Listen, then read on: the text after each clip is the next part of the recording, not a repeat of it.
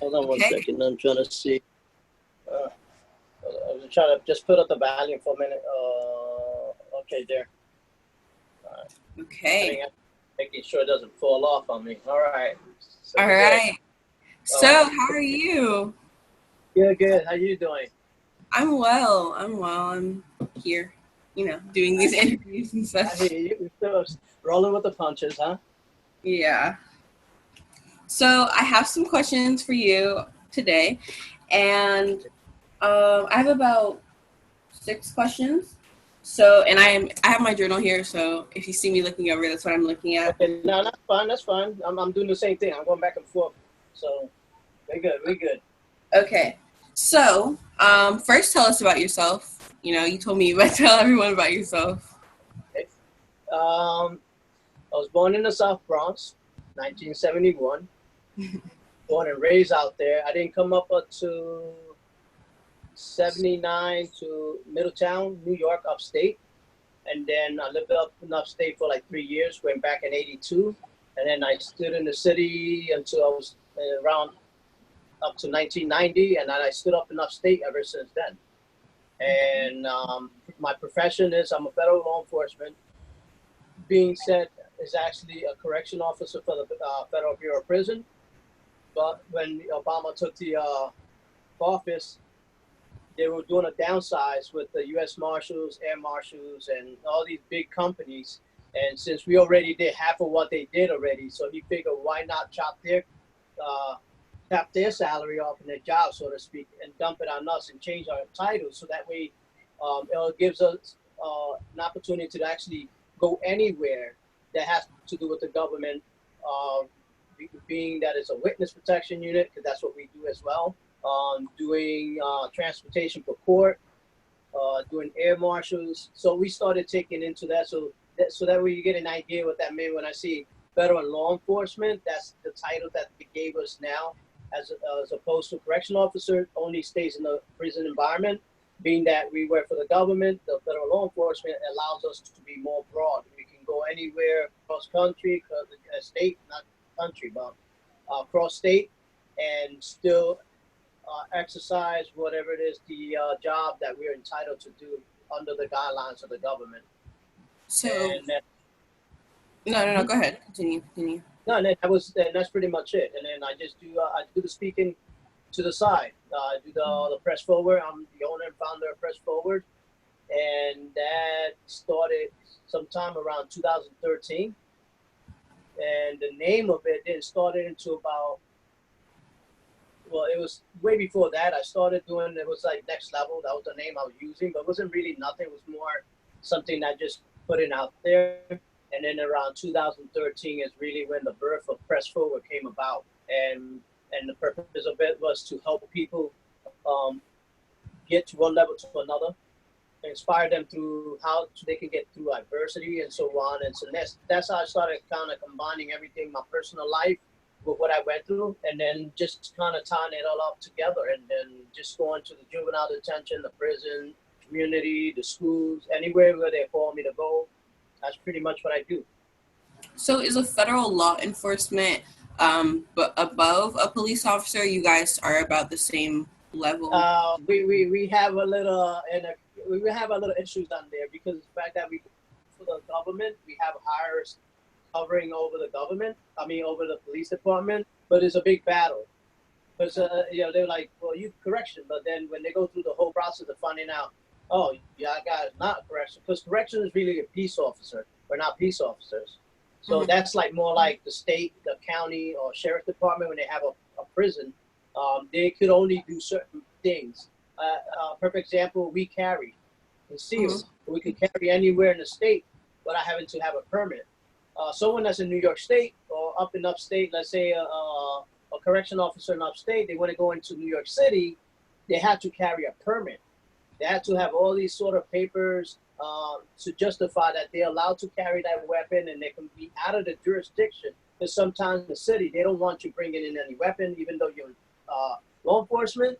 Well, because of the courtesy, they want to make sure that there's nothing going on. But we pretty much supersede over that. So that's the only thing that's different is just in that aspect is that we have more power in the law, in that aspect of we're supposed to enforce the law that pertains to state, county, and federal. So it's not just federal. We oversee a lot of it. So it's a lot of headache back and forth. It's kind of like, well, you guys not out here doing the beat, so you guys are nobody. But that's just the challenge. And that's one of those things we got to go back and forth with. But that's where we at. That's pretty much what that is. Okay. So, okay, my first question is, how do you identify yourself? Because that's how it's going to lead to my next question. So, do you identify yourself as Latino or Afro-Latino, or how would you identify yourself? I'm what they call New York Rican. So, born in the Bronx. So I'm Puerto Rican. My family's from Puerto Rico. But my great-grandmother, well, not my great-grandmother, my grandmother's African. She's African. Like, she's from the other side. She's literally African. And she was with my grandfather. So that's my mixture right there from my father's side. My father's grandmother's African, but she spoke Spanish. She lived in PR for so many years. And my grandfather's Taino. He's Indian, what they call it in Puerto Rico. And my mother is actually from Spain. Her family is born in Spain, and they generated in Puerto Rico. So, but that's where I'm at. So I pretty much just say I'm Puerto Rican and cover it all like that. Yeah, of course. Okay. So, as a Puerto Rican male, do you feel like you relate to the Black community, and in which ways do you feel that you most relate to the Black community and the Black Lives Matter movement? I actually do, because the majority of my friends and co-staff and people that I'm really close with, they're African American. Which is crazy, because then back in the '70s it was so different, because when growing up in the Bronx, everybody had a separation. Like, Spanish would hang out with Spanish, Black with Black, white with white, and you had to be careful what territory you go into. In other words, what block. Now, I know you're from Brooklyn, because I heard you talking with Joe Nice. Yeah. So you kind of know what that is, So it's, and then again, it's depending, I guess, where, like how you brought up as well. So I was really never more into caring what the color of the person was, but for some reason I always had more Black people and Spanish people, and so those were more the culture that I grew up with. And because I'm Spanish, but I'm dark, it makes it a lot different for me, because a lot of people think that I'm actually Black, even though my accent is very heavy. I thought it is. People say it's not. It's just that I sound like I'm from the city. But you'll think, with the name Jose Morales, like common sense. It's not. But I really, in that avenue, that I'm more like I can interact more that way because of my complexion. So I'm too, just because I'm in office, I go through a lot of what's going on now. And so that's why I can relate with what's going on now. All right. So, okay. So what do you think about the protests that are going on now? How do you feel about that from both two angles, a person who associates yourself with the Black community, and then a federal officer, federal law enforcement? And I'll repeat that again. The last one was, how do I feel? How do you relate? Like, how do you feel about the protests going on from like a person who associates with the Black community and then a federal law enforcement? Like, how does that dynamic work? It's difficult. For me, I became an officer to do a purpose, to do a difference. That was my thing. When I was a young kid, I've been exposed to a lot of cops doing wrong in the Bronx. In the '70s, it was a whole different ballgame. It was not like now. Now everything's on social media. So you could imagine the amount of cops back then could have been arrested. We have the technology we have now back then. So, what people need to understand that this is not something new. You know that. It's been for generation. The only reason why now it's becoming a problem, because now we can see it. It's being out there. And so in a way it affects me when I wear my uniform, because now I have to worry about what people are thinking of me, when in reality I'm out there for them. Like, I'm totally against what took place, and I'm not one to stay quiet. It takes a lot for me to be quiet, and I'm really not scared of what my supervisors or administration have to say, because at the end of the day, if I start allowing them to change who I am, then I serve no purpose wearing that uniform. And what was my mission in the first place? And that was to make a difference, regardless whether black and white, green, or purple, they matter. But it's really, it bothers me a lot, for the fact that it's a give and take, because you got officers out there that really mean well, that they really, like they're really doing their job.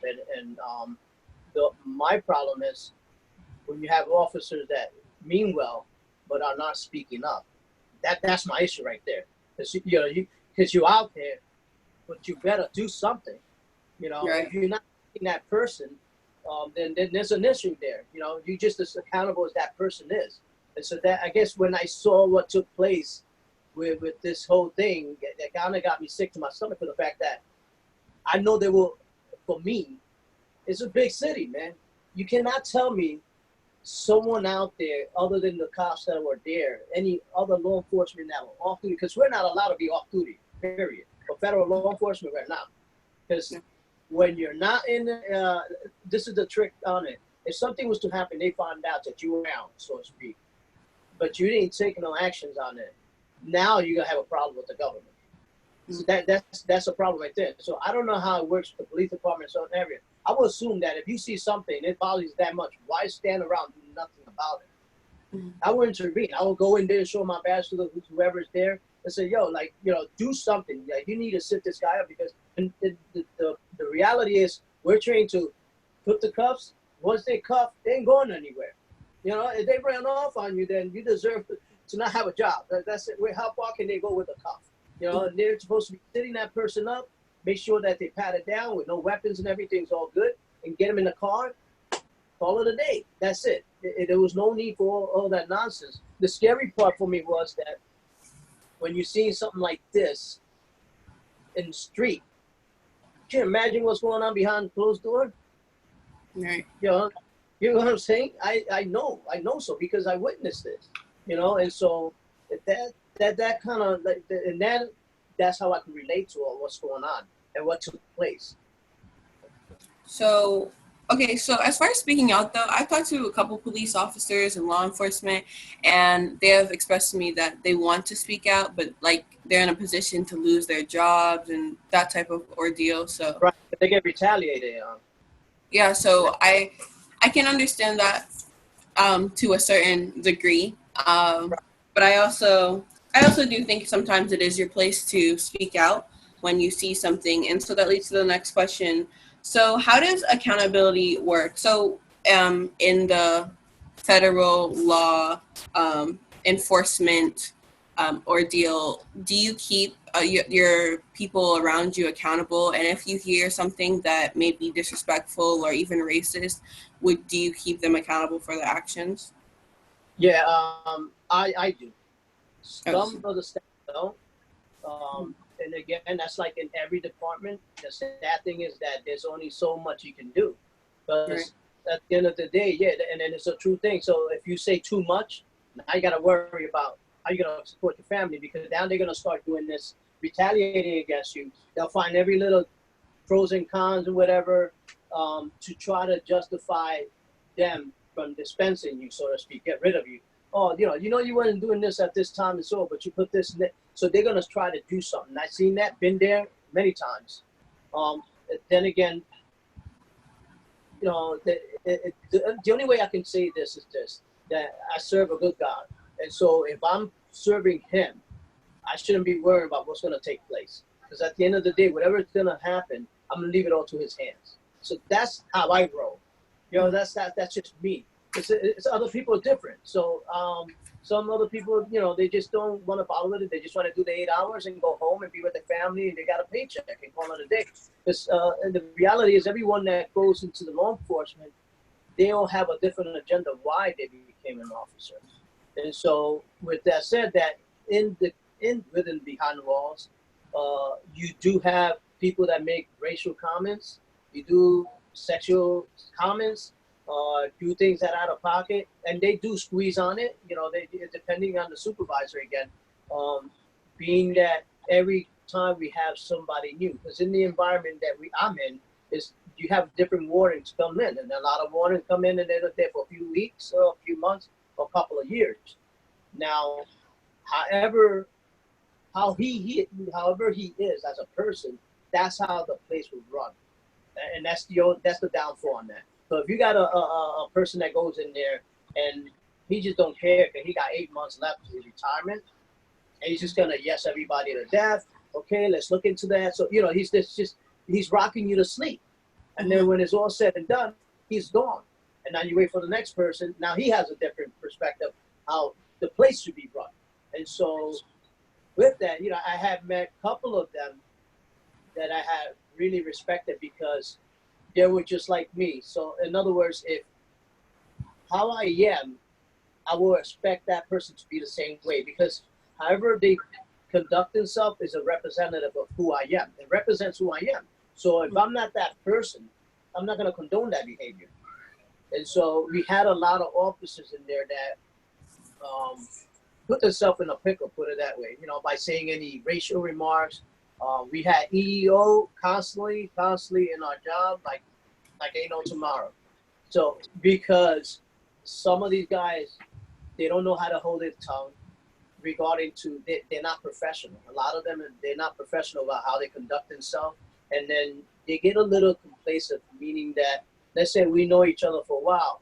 And just because we know each other in the work environment, shouldn't allow me to be like, oh, look at your lips, oh, look at your hair, oh, look at your shoulders, or look how you walk, you know, so that's getting out of pocket. Now you're out of line, and so we have that a lot in the job. They get a little too comfortable, and they don't know how to separate being when you're out of, you know, you ain't funny anymore, to now you got to a place where now you personally, you know, offended me.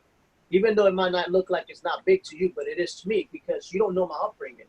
And so that, we deal with that on a daily basis in our job. The good thing is that in my job, there's a small percent of that nonsense because you'll have a lot of people that, because I'm up here in Otisville, and so you have a lot of people that come from the city.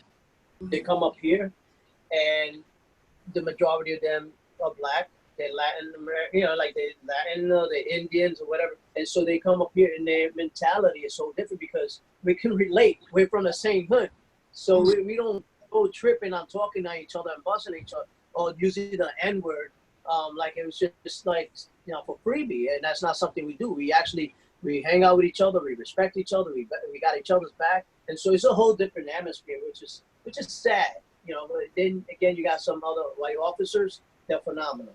Like, they're really colorblind. You know what I'm saying? Like, they're colorblind. They're like, no, everyone is my people. And whoever gets out of line, I'm going to check it. And I like that we have a lot of that in my job. So that comes to, you know, what you asked. Okay, so next question. Do you think, okay, first of all, have you been at any of the protests? Yeah, I just did 2 of them. I did one in my local town, which a gentleman that I'm involved with, Frank Mohar, he was the assistant principal at the school where I'm at right now. And he runs a program, My Brother's Keeper, which now I'm involved with. And we're also getting involved with this young lady, she's African-American, she's phenomenal, Ashley Knox. She's the owner and founder of this program called Go Beyond Greatness, and is helping minorities like myself, like yourself, and everybody else that's trying to really make it out there of color, put it that way. And anyone that wants in it, but in reality, we focus on helping them more to give them that hope and giving them tools and exercise their right. And so I've been involved with them during the protests. I just did when I put it up on Instagram. I don't know if you've seen it.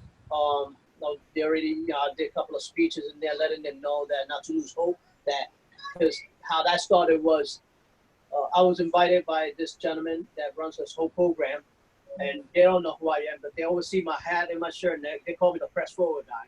They don't know my name. And so we had a gentleman there that was really upset, talking about if what we need to do is get involved. And if something you don't see that you don't like, then change the politician, vote, do something. This is, a black man, a young kid, but he's making valid points. He's hitting it right on it, and he's talking all this. But he's like, we just need, somebody that's in law enforcement trying to get into this and so on. And he was saying all the things that I am doing, but he didn't know that yet. And so we waited for him to finish his talk, and then of course, the assistant principal and the principal there, and some other director, and one from AACP, something like that. I forgot what it was. So she was there as well. She's one of the presidents. And so once he was said and done, I went out there and I had the privilege to let them know, listen, this is who I am and this is what I do for a living. And so it became great because they were like, oh crap, like they were not expecting, someone like myself out there really supporting them and walking out there with them and being a voice, because I'm going to use this as a platform. I'm an officer, but I'm going to use this as a platform to take that advantage to let them know, listen, yeah, they have rights, and I've been through it. So of course I'm angry too, because I go through it in my job as well. When I, way back in the days, I had to worry about, because of my complexion and how I speak and who I am, and so I didn't fit in a certain certain group. And so I'm not one to be, I'm not one to be kissing nobody's butt to get where I need to be at. So I just do me. Right. So I had to do this, joining a protest that did that one, and then a couple of ones that we did. Fortunately, today was another one today, but I couldn't go here because I wanted to do this with you. Right. And so there's many more. There's many more coming up soon. So around the area. So I'm taking advantage of once I find out where they're at. I have people that follow me on Instagram. They always shooting me up. They know that I'm a big mouth. So I go out there and do what I have to do to make sure that if nobody's hearing them, then they're gonna hear it through me. So somebody has to be their voice. So you haven't seen any violence or anything of that nature between in my area? No, not in my area where I'm at, because I'm up in the sticks, so to speak. I mean, I call it a stick because I'm from the city. So yeah. But up here in the country, it's really not much. We had another one in Middletown that was just in the news. They covered the whole entire place. I think there was about like 500 people walking. They closed down one main strip, which is the main, like it's 211, like going into the highway, going to the city and back. But it was a peaceful protest. There were cops all over the place, obviously, but they were good enough to actually close down some areas, some streets, and it was nice. So they walked from one area, they went all the way to the other side of the town, and they just settled in. They voiced their opinion, and then they called it a day, and they went about their way. The good thing over here too, what was different where I was at, because it was the majority of them were students, which was awesome. It wasn't just the adults going out there like the other one that just happened. Mm-hmm. The people, it was a mix of all ages. This one was more that I went to last week was all kids from the high school and from college, which made it even better because these are our future guys. Like they are our future generation. So I'm definitely gonna back them up because I fear what if any cop's gonna try to step in because they want to do their thing, and that's usually what happens. So because I feel that some, not all, that when they see certain individual, they want to try to attempt to undermine them. But they're young, so they want to try to they're trying to school them. They're like, hey, listen, you can't go here, you can't do that, back away, you can't, who says who? And so that's why I definitely got involved because I wanted to be that guy and see who's going to get out of pocket. Because I was going to jump all up on it because I had no problem. I need to let them know that there's somebody out there defending them when they can't defend themselves. Even though they know they're in the right place, but you have some officers that making them feel like you're not even allowed to say a word, which is not cool. Right. So do you believe that policing should exist? Many people, especially in the Black community, but a lot of people who are supporting Black Lives Matter, they don't believe that policing should really have the amount of funding that it does. So they believe in defunding or just abolishing the police entirely. Personally, I have my own beliefs about this. I don't necessarily think we need to abolish the police per se, but I do think that we need to become more organized and figure out how to create a connection between communities and police officers. But do you believe in no police or defunding the police or anything of that nature? Well, that's a between right there because people, if only those that work behind the line will understand that there's certain things that we need to do. Like Joe Knight said the same thing. There's a different escalation of certain policing with the, now you're talking passive and so on, now escalated to whatever it escalates. We have to, because there are people out there that they're not understanding. They think that we abuse it, but it's something that it isn't. It's there for a purpose, because it's on a gray area. For me, it's that you got to understand that when I go to someone and I'm pulling somebody over, not only are they, that they scared, I'm scared too, because I'm like not knowing what's going on, because you got a lot of dudes out there that they know they're out of pocket, or they have a warrant or something going on, or they get so paranoid because people handle certain things different. Like the guy could have just a dime bag or a nickel bag in his car, and he's thinking he got like a kilo, and so he's spazzing out, and now we don't know what is going on through his mind. All you can think is like, I'm not going back to jail. And especially if someone that already served the time. I work behind walls. I know these cats be like, I'm going to get to that story, but I seen guys like, if I ever go out there and I'm going to get myself in the gym, I'm not going to let them bring me in.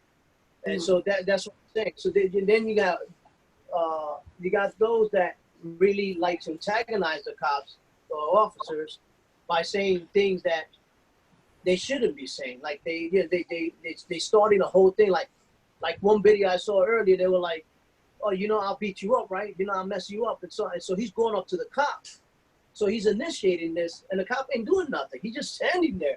And so this is the problem we having, because we got a lot of them that they have such a broken mindset. Like I feel like, yeah, there's something needs to be done. You definitely need to rearrange everything, the policy, how they're training them, because the fact is that it falls on the responsibility of the agency, how you perform in the street.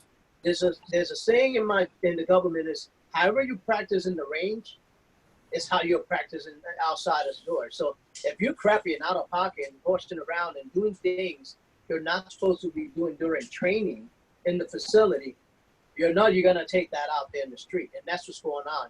They need to hold them more accountable, actually the instructors and the agency, making them known that this is not acceptable, this is how you approach it, and if there's something you can't handle, then don't get involved. Have somebody that can intervene and kind of break that in. So that's why it's hard to really answer that, because I can't say, oh yeah, they all gotta like burn, go burn in hell. But the reality is that it's a stressful job. It's a stressful job, but I feel that a lot of these officers, some of them, forget why they became an officer, or why did they become an officer, put it that way. Because sometimes, like when I was a kid, there's so much going on in my life, seeing cops killing people in front of me or doing things, but this is in the early 70s and the early 80s, made me want to become internal affair. My goal was to be an NYPD, become internal affair. I didn't care if I had no friends, but my goal was to crack down 30 cops. That was my goal. That was like my big picture. I could not, it just had to be there. And I ended up being in a higher position instead. And so it allowed me to actually exercise something that I can really fight for and do my job. So what changes do you want to see in the future regarding the police department and just policing in general? And how would you suggest, because there's a lot of places, New York is actually a very complex place, because we have city and then we have upstate, and those are very different in itself. I've lived in Albany too, so the vibes are very different. And then it's also like we have some of these other places, these big cities is a bit different, but then we go into like these redneck areas, rednecks, and the dynamic is different, and there is an abuse of power there. And so how would you suggest that we change that? How can we change that? Because now there's this idea that, people don't see police officers or law enforcement that are like you and are like, oh yes, I really want to make a change. They don't see it that way. They see, okay, we have all these law enforcement killing us, so at this point it's time for it to go, because we don't trust you. And so I think that's more of a reflection. That's a reflection from years of policing. I mean, we have the LAPD, they were dirty. Right. We have the NYPD, they were dirty in the city at least. And then we have all these, like I said, like really country places, and they have a lot of racist situation going on. So, I got so what are the changes that we need to see, because it's a very complex situation, and policing around the country and around the world is very complex because of just how things are. So, any suggestions? Sorry. Yeah. Well, it is, again, it's depending what state, because wherever state you're in, the senators here know that they have a whole different agenda. Like in Alabama's different, Tennessee is different. When I went to Georgia for I went to the federal law training center. It's up in Georgia, and in Glencoe. That's a whole different atmosphere. Like, it was crazy that as the more we kept going down south, the more I kept witnessing more prejudice. Like, it was like a lot of things were taking place, and especially officers. Like, I remember traveling down there just to go to Florida. I have family in Florida, and we got stopped, and we were going through the same trip.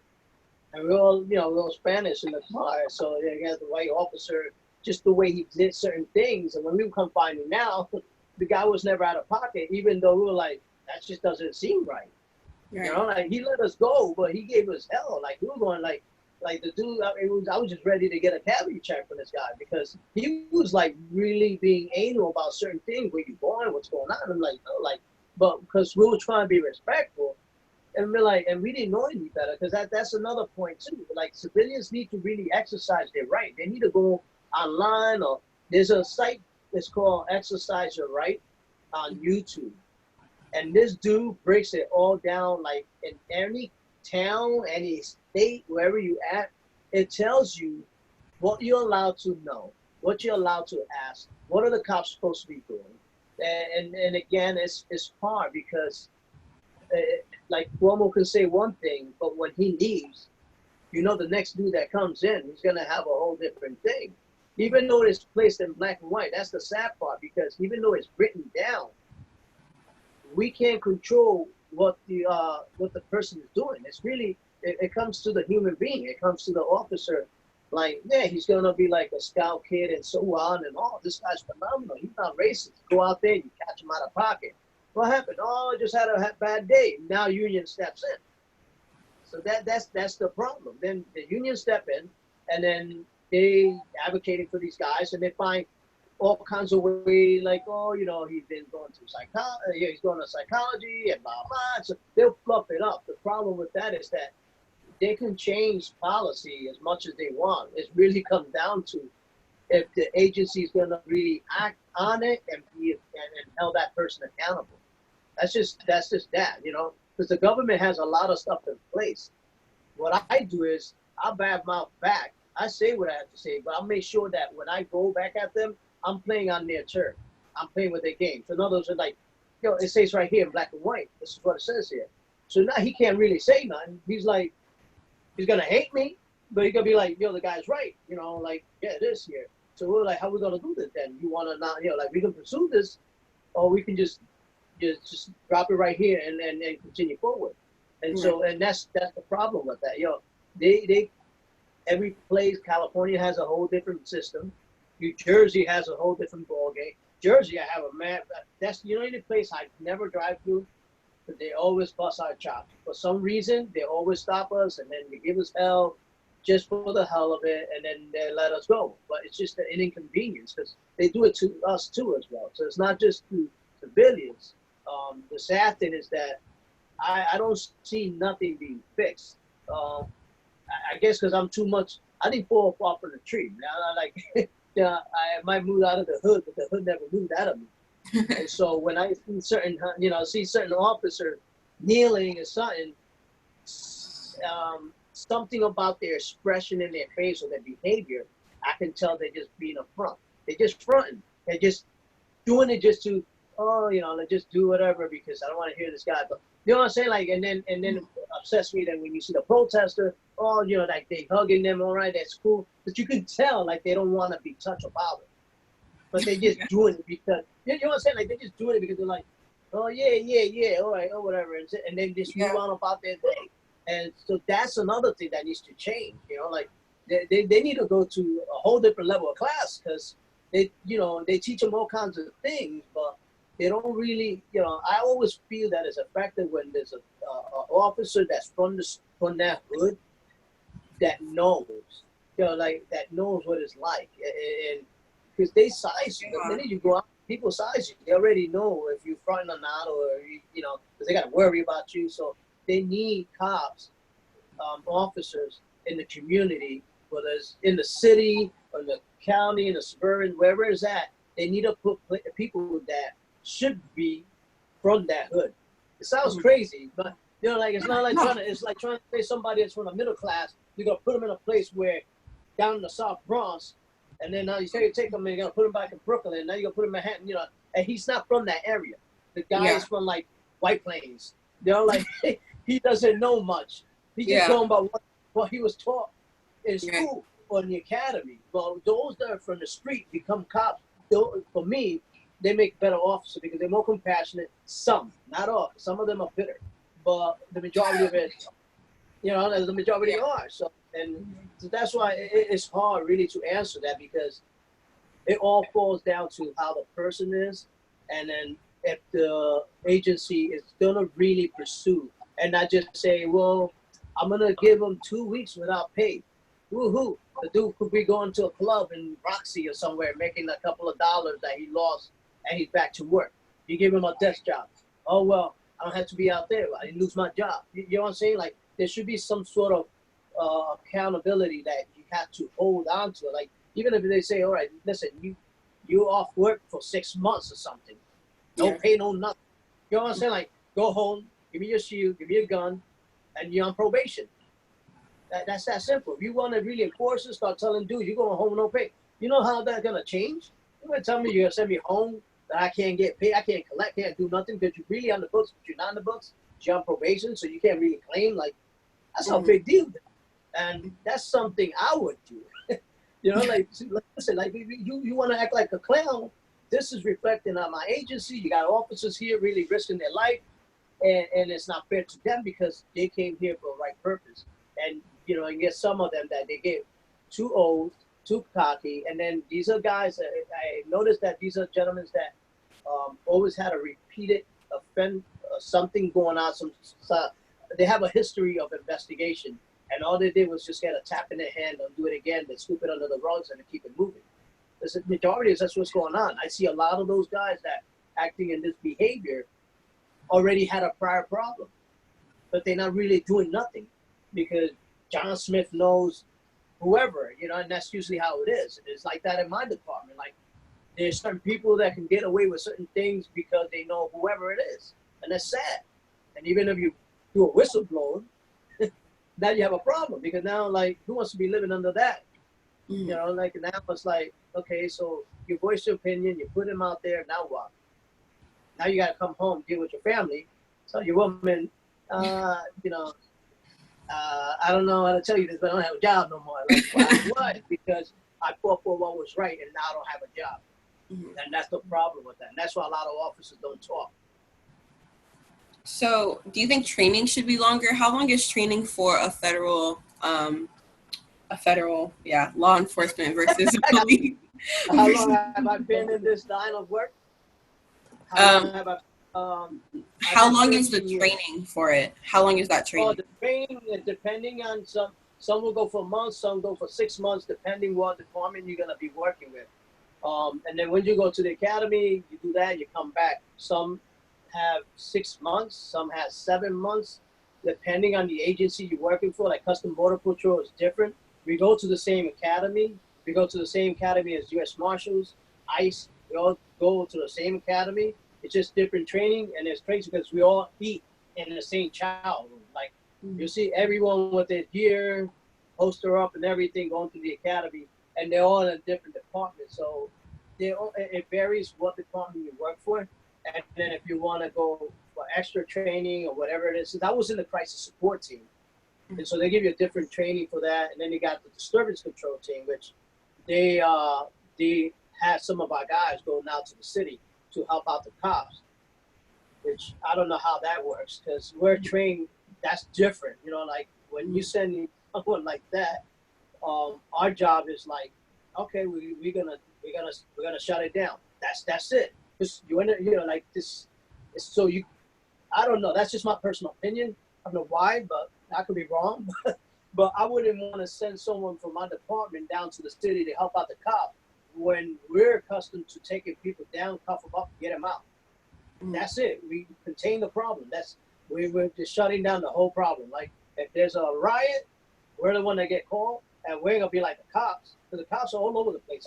I noticed some of them they don't even know where they're going at. Well, us, we're more like, because we run under the government, the training is more like a military mindset. Mm-hmm. We move and one. Like when they say move, we all move, and then they're like we have a set of way of doing certain things. Our verbal command is different. It's not like the cops are. So with the agency, it's more psychological. It's more, let's talk with these people. Mm-hmm. That's it. That's how the government does it. Like you start talking. If it doesn't work, then what can work? Okay, call this guy. Come, and they'll start getting someone that can relate with this person to kind of contain the problem down. Now, there are times we have guys that they don't care. Like they came from the pen, work their way down. They don't care. Their mentality, I don't care. I'm here for 35 years plus life. Let's do this. You know what I'm saying? So they're ready. And so are we. But it's not like we're going in there to beat the crap out of this guy, because then we're there just to contain the problem. So it's different. Again, with the training, the classes, the academy, the state. So if you're in different states, some state have certain things. I don't know, but I know for us, since we're under the umbrella of the government, there's so many agencies involved, and they have different trainings, and then you got to get certified. We get certified every year. If you screw up, guess what? Then there's a problem. You know, like that's just that. That's the only good thing I can say about the place is that they definitely stay on top of you. They make sure they talk about integrity, ethics, and all this other stuff, sexual abuse, any verbal slandering others, the HIPAA rights, because there's a lot of people, you know, like a lot of people have issues with that as well. You don't want to disclose someone. So they're pretty tight knitted, pretty much. So do you think Donald Trump has empowered police officers to become more aggressive? That if Trump, what was that, Trump? If Donald Trump has empowered police officers to become more aggressive towards civilians who are protesting?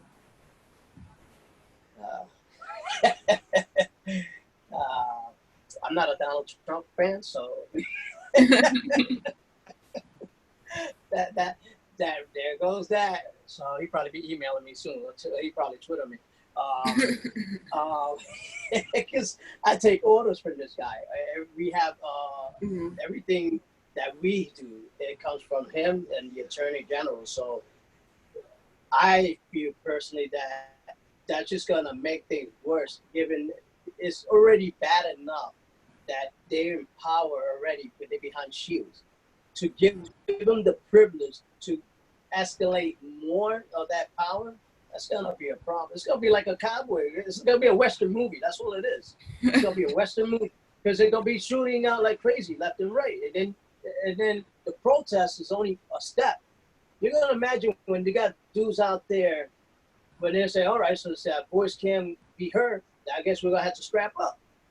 But that's the way I see it, you know, because then now you're putting the civilian, the public, in a position where, like, damn, if I can't even do this, I can't even do that, I can't even look right. You know, it's bad enough already. They do the pat search and all this crap, and then they give you the third degree, let alone to give them that power to really enforce something like that. It's just, it's crazy. For me, I totally disagree with it. It's pointless, and I think it's playing with fire. He's playing with fire. That's simple as that. I agree. So, I want to say hand up and down, and then my file be on top of his desk. So, okay. So next question. Let's see. Okay, so you worked in the prisons too at some point. Did you ever work in the prisons? Yes, I worked in there.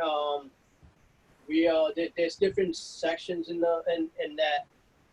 We have the camp satellite, which is low sentence. They're more for white collars, like the senator, and there's some few celebrities that I got in there that I can't mention, but they there. And I see, so, and then you got the institution was a medium. Wait. So there's like, wait, I have a question. So you're saying there's different levels to the prisons, like? Yeah. So like they're together. So that's the crazy part. Some like you got the medium. Where I'm at now is a medium, and in the medium, they also have a segregation, which is a special housing unit, and these guys are locked in 24/7. Well, I should say 23/7. They get out for a wreck, and they do whatever. They come back. A lot of them are there for different things. Some of them from gangs, some of them doing things that it's against the policy of the government or the institution.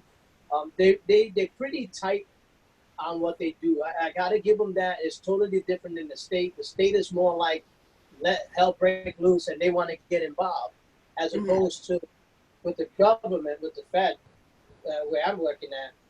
It's more like let's talk about this, and then more like we're not gonna intervene because the same way that you came in, they want you to leave. So eventually, it is a crazy mindset, but fight breaks out, we had to break it and detain it. But there are times by the time we get there, we can't get there, but they don't want you intervening until you get enough proper staff in there. So that way you don't have to put yourself in a vulnerable place. And so we got a lot of that inside the institution. So again, it varies why they there. We got gang members that are dropout gang members that they were in the gang, and now they go through a program which they get off, and for years and years and years they be monitored by SIA, which is a special investigation agent. They're more like the mediator for the Federal Bureau of Prison and the FBI. So we are like right on with each other with them. So anything we find out or they find out, vice versa, that's how they help us and we help them finding out what's going on out in the public, or whatever they find out from the public, they'll let us know and we take care of what we got to take care of. We also have a witness protection unit, which is outside or around that same skirt. And they don't even have names. They're not allowed to disclose their name. They just go by, alphabetical or numbers or whatever thing that they have categorized for that person, but they can't use their name. And they can't do certain things. And, so that's a whole different world. And usually there, we just wait for either U.S. Marshal to come and pick them up when they have to go somewhere else, and they're going to now live a whole different life under a different, and the witness protection unit and so on. But the majority of them that are in there, all for all different, again, all different reasons. And the areas that we have there where I'm at. So, and then you had ADX, which is an underground prison in Colorado, but it's underground, and you never know it's even there. These guys are locked in for life. They don't see light. They don't see human. The only person they get to see is the officer that bringing them a tray. That's it. That's the human contact. There's not even contact. It's the only human being they can see, because it's like a double wall and then so on. It's like that's a whole different level. Like these are the hard knocks. They're like serial killers, and bombers. Like these guys are the real deal, and that's a whole different level. So they got different places, then they have rehab. So the government has a lot of different programs and facility institution. They got medical institution for different causes. So that's how that is. So you have everything. We have everything pretty much. So what flaws do you see in the prison system that? Because I'm not too familiar with the prison system as a whole. So you actually being in that system, what are the things that are discomforting to you as an officer? The racism. Okay. You see that a lot. Mm-hmm. You see that a lot. those sometimes you can't call them out because then it's like you're not really sure. You know, with the government, it's like you got to show proof that it is. So you know, like so that it's a lot of discrimination going on, and it don't have to be with color. It's usually has to do with promotion when you want to get promoted. There's a lot of that going on. Again, you know, it is what it is. It's one of those things that you can't control. And if you could, it would never happen. You know what I'm saying? So, yeah, if you could, it would never happen because it's so out of our league. And then I don't believe the whole crap about it's above my pay grade. If I'm there, do a difference, do something, I'm gonna make it my business. That's just who I am. A lot of people know how I am in there, so I'm not quick to be quiet. Give me time off without pay, whatever. I'm come back again, and I'm just gonna be 10 times worse. That's just me. But in a professional way, you know. But I'm just gonna be irritating that way because I want to make sure that they understand that I'm not gonna be the one to be. You know, you're not gonna muscle me and try to rock me to sleep and tell me that your way is better. That's not the way I work. You know, I'm here to make a difference, and I want to do a difference, and I want to be part of something that want to make a difference, and that is going, you know, that is going in that direction, and that's pretty much in the job. That's the only thing that's discomforting. That, and when you have staff trying to step over staff just to get where they want to get at, that's a sad thing. When you got officers trying to throw other officers under the bus just so they can make a name for themselves to get there. It's like, why are you doing that? If you want it that bad, take it. You know, like nobody's holding you. Like, why would you want to do that? So those are the discomforting things that I hate. I'm counting my years to retire, so I can't wait. But it's one of the things, you know, it's like I count every day. I'm like, no, so but it's one of those things, you know, like it is something that I know where I stand. So as long as I treat people with kindness and respect and go about me, I never really have a problem with anyone giving me any nonsense. But I see it in the air, so I kind of don't let it get to me. It's, you know, I'm that guy that I'll let it roll off my shoulders. I'm not gonna sweat it because you want to say you're working, you got to put in 20 years or more, and you want to be bitter every day, be miserable every day. You know what I'm saying? That's 20 years. Every time you're going to work, you're like miserable. I'm not doing that. You know, because they then bring that home, and that creates problems at home. Your woman don't understand what's going on, and then, you know, like the kids don't know. Like, there's a lot of stuff we're not allowed to reveal to our family. The only thing we are to tell them, if we were to get hostage, that they will send the marshals and the FBI's to get the family, and then they'll take it to a command center, kind of like, you know, let them know, listen, we don't know where we at with this, so just be prepared. That's the only thing you're allowed to tell families, that if you ever get a U.S. Marshal or FBI coming in your house to pick you up, take you to a command center, it's not good. That's as simple as that. You know, prepare it for the worst, because either we all being hostage or something already happened to me or to other officers. So, and that's the only thing that I don't like about the job. It's just that you see it everywhere. You know, all the racism, the prejudice regarding whether the size, your height, because you do get that crap. You know, you get dudes out there trying to be cute and funny with some other people because of the weight or the way they look or the way they act. And I take offense to that. I defend them when I can. Right.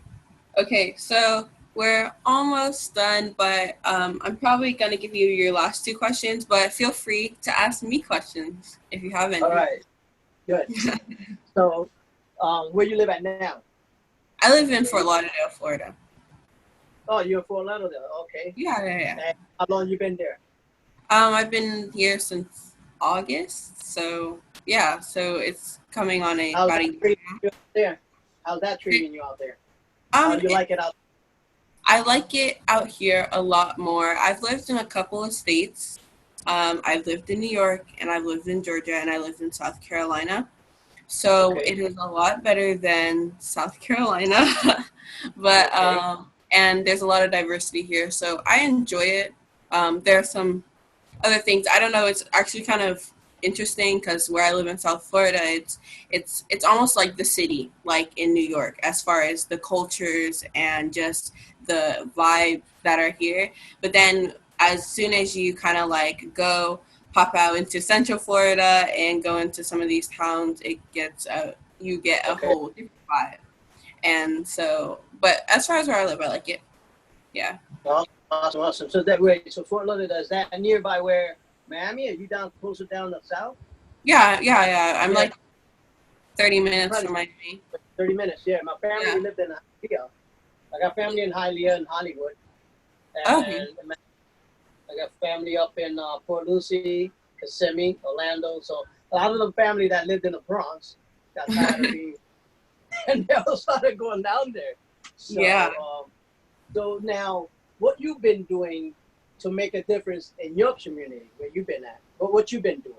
So for me, so in my community, I actually haven't been protesting. I have immune disease, so my mom's kind of cautious about like she's still scared, so she doesn't want me to go protest at this moment. But usually, I'm at these protests, so that's kind of been hard for me. But I've been doing these like interviews like this to kind of help bring an understanding between both sides.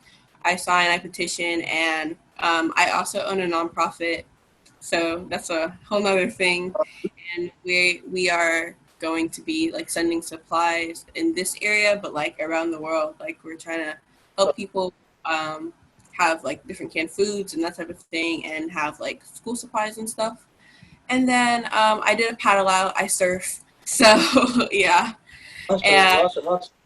so I partnered up with this organization called Black Girl Surf, and we're kind of close. And so we actually made like this international surf.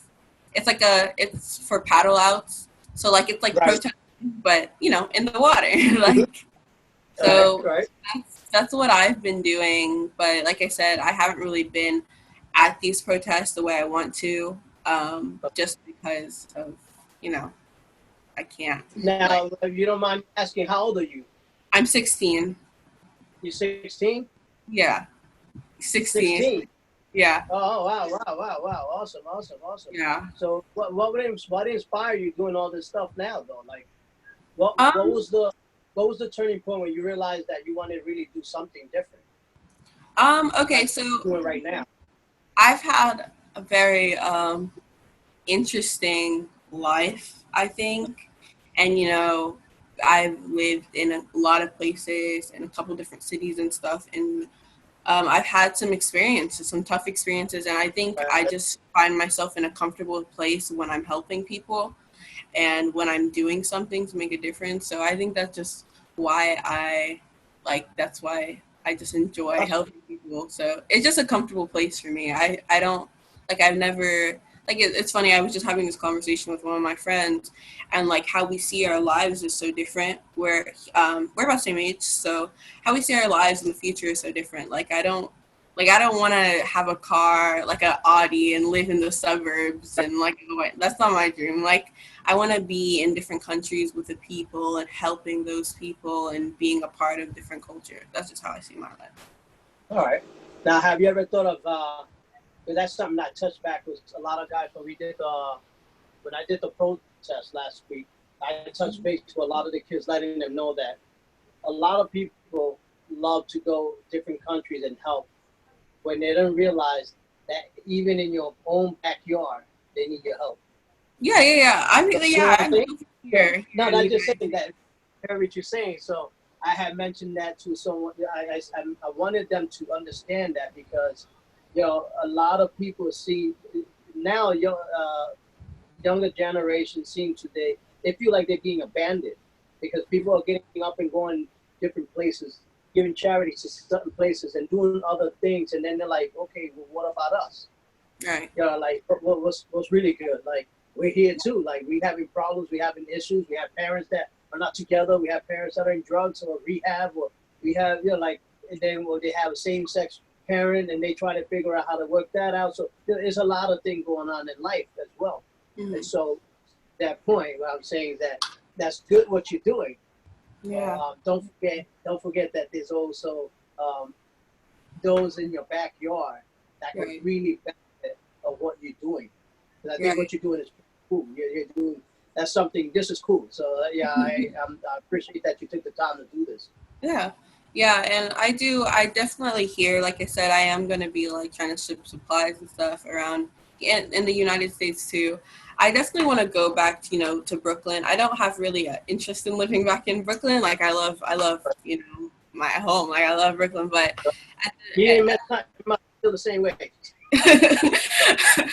but I do want to go back there and really like help out the people in those communities too. All right.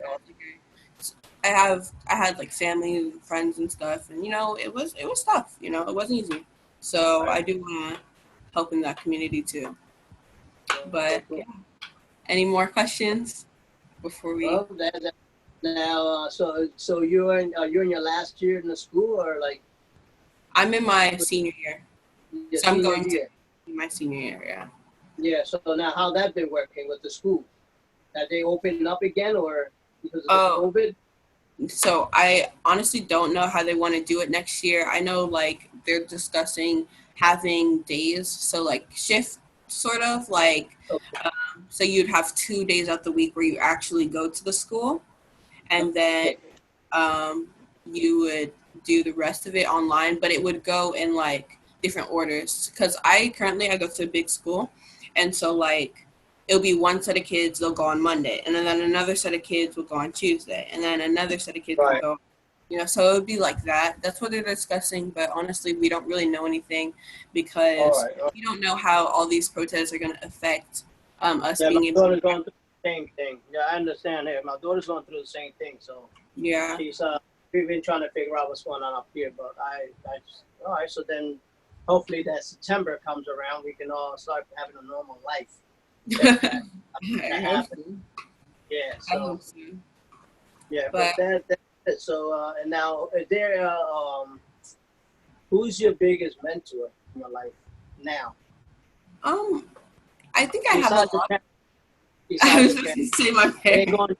We're not going there. They're like, oh, my mother and my father. Like, besides your parents. I think I have a lot of mentors.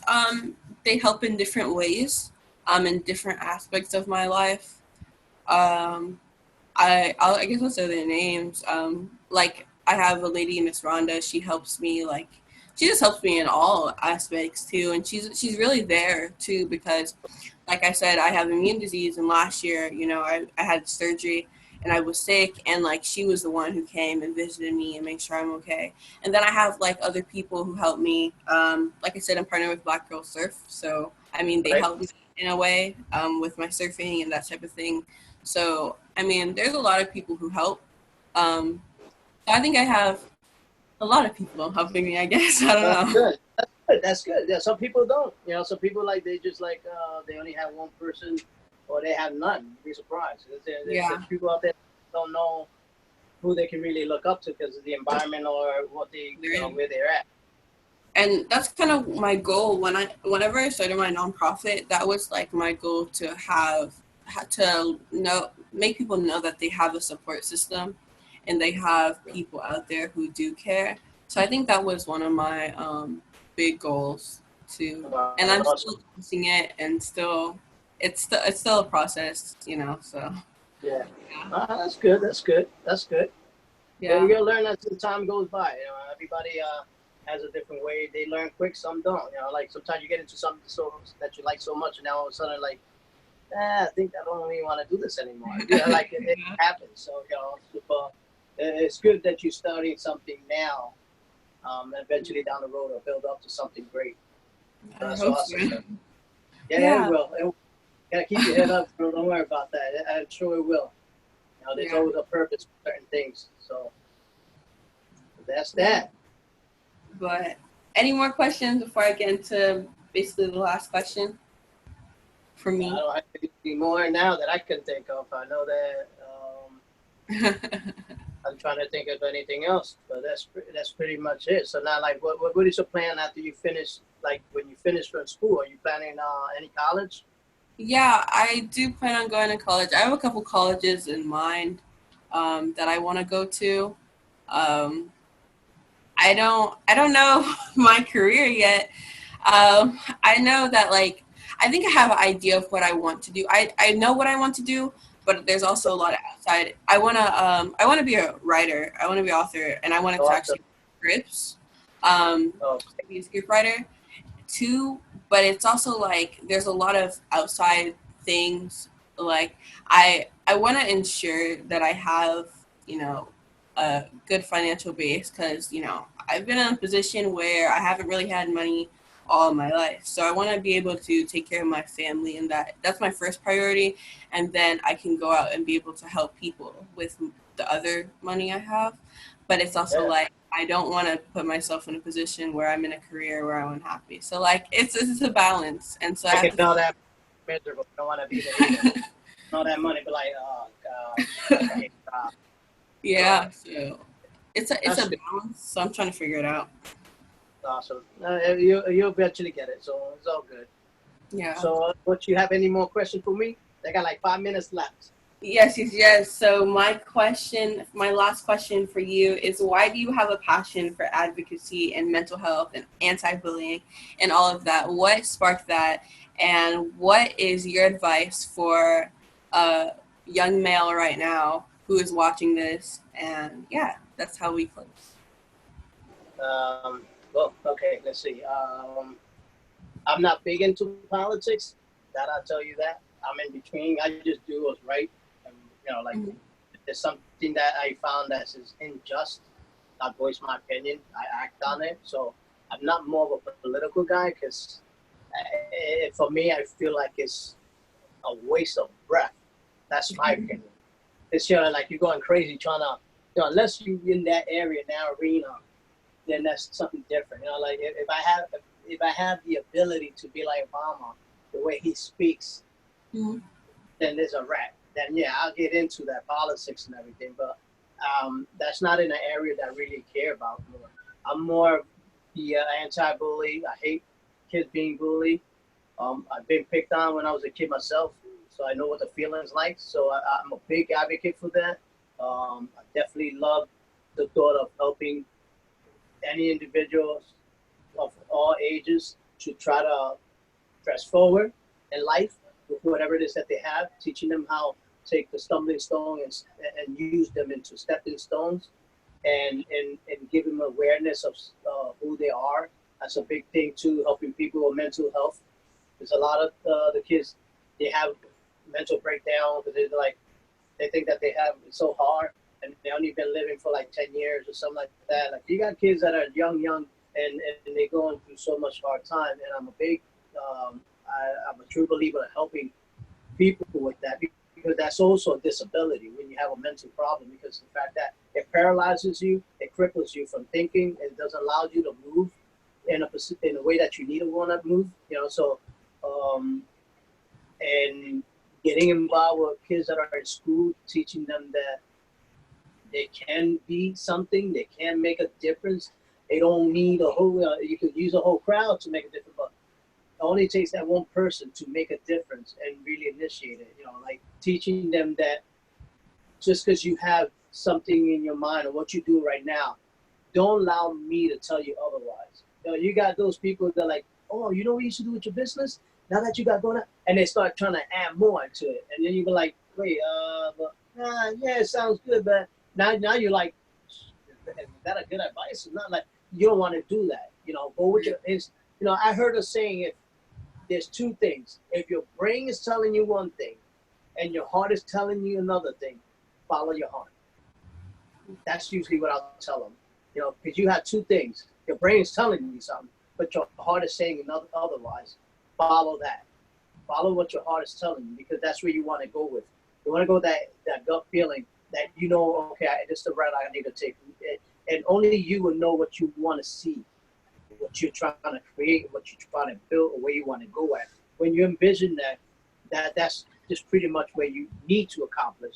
Don't let someone tell you like maybe you should get a banner, maybe you should get this. So it's very hard because they don't see what you see. You want to be different. Different is the best thing in the world. When you're different, it's a wrap. The world's in your hand because the fact that we need different to make a difference. So That's that. What I do. That's why I'm big on that. Any advice that I have is I think uh, I would say that your mistakes in your past is not an indication of your failure, but it should serve as a feedback, um, as just as an event to let you know what took place. You know, your mistakes should be your fuel. It shouldn't be who, you know, it's not your indication of who you are as a person. And that would be my advice to people, because a lot of people go through this thing with feeling failure in their life and why they fail. And now I'm a loser. Um, a winner became a winner because he lost too many times. You know, so that's my advice right there for the day. Anyone that's thinking about, you know, that feeling like the type of way that they always feel like they can't amount to anything and they feel like they're a failure, don't believe a word of that and don't feed into that. You know, it's a big difference. So then we here for a purpose, and you know, and that's pretty much it. Okay. Well, thank you so much for doing this. This was really enlightening for me, and it was a great experience. Thanks. So, all right. And if you ever want to do another interview, I'm always here. I'll shoot you up and let me know. Not a big deal. Definitely. You can look me up on Instagram like we did last time. And then I definitely will give you my personal numbers and all that so that we can share out whoever wants to reach out. You know, feel free, let them know where my site is. I'm more than happy to talk with them and then direct them to anyone that they really need to speak with. I have a lot of people out there that actually are good supporters and they ride with me pretty much. So yeah, so these are real genuine people that really want to make a difference, and they're not just, you know, that they're all kinds of what should I say? Their field of expertise is different, so which is good. It's, you know, I'm not an accountant. I hate math, but I know people that do that. You know what I'm saying? Like, so Yeah. whatever the case is, I'll feel more than happy to hit me up, and then we'll do this again. Definitely. I loved the conversation. It was a little hit there, so it's good. Trying to get me in trouble, but I'm good now. Okay. But thank you for taking the time to actually you know, do this with me, and then definitely look forward to doing this again. Like I could talk about this all day long, but unfortunately I have things to do as well on my end. Yeah. But So definitely I'll send you any links or anything that we're doing in our part and the people that I'm dealing with. And that way it gives you an idea of what's taking place. You can share that with others as well. And it's again to the public, and then you know, get them educated on stuff that they need to learn. of course. And all right, thank you guys for watching. It's been so amazing. And let me know if you need anything. My Instagram is STH always. And say your Instagram so they can go follow you. Okay. I'll see you then. Bye. All right, bye-bye.